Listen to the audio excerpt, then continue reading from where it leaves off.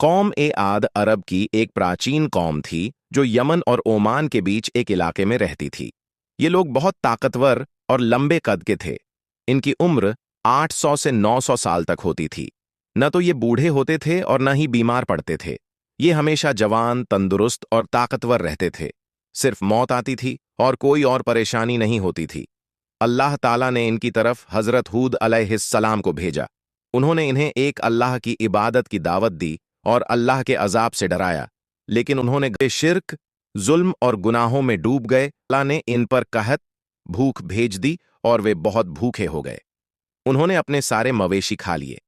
फिर वे हरा अवधिकारित चीजें खाने लगे, चूहे, बिल्लियां, कुत्ते, सांप, यहां तक कि पेड़ों के पत्ते भी काट कर खा लिए। लेकिन फिर भी भूख खत्म नहीं हुई। बारिश नहीं हुई, एक भी बूंद नहीं गिरी और खेत सूख गए।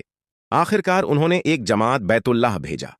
इनकी आदत थी कि जब मुसीबत आती तो अल्लाह को पुकारते, और जब मुसीबत दूर हो जाती तो फिर अल्लाह को भूल जाते। अल्लाह ताला ने इन पर आंधी और तूफानी बादलों का अजाब भेजा। जब बादल आए तो पूरी कौम मैदान में जमा हो गई और खुशी से नाचने लगी। उन्होंने कहा, अब बारिश होगी, भूख मिटेगी, हमें खाना मिलेगा। लेकिन उन्हें क्या पता था कि यह रहमत की बारिश नहीं बल्कि अल्लाह का अजाब है, वही अजाब जिसकी चेतावनी हजरत हूद अलैहिस्सलाम दिया करते थे। उन बादलों में ऐसी तेज आंधी थी जिसने इनके घर तबाह कर दिए और उन्हें पटक पटक कर उनके जिस्म तोड़ दिए। कुछ लोग गुफाओं में छिप गए कि शायद वहां हवा न पहुंचे, लेकिन अल्लाह का हुक्म हर जगह चलता है। आंधी बवंडर की तरह गुफाओं में घुस गई और उन्हें बाहर निकालकर फेंक दिया। अल्लाह ताला ने फरमाया, क्या तू उनमें से किसी को बाकी देखता है?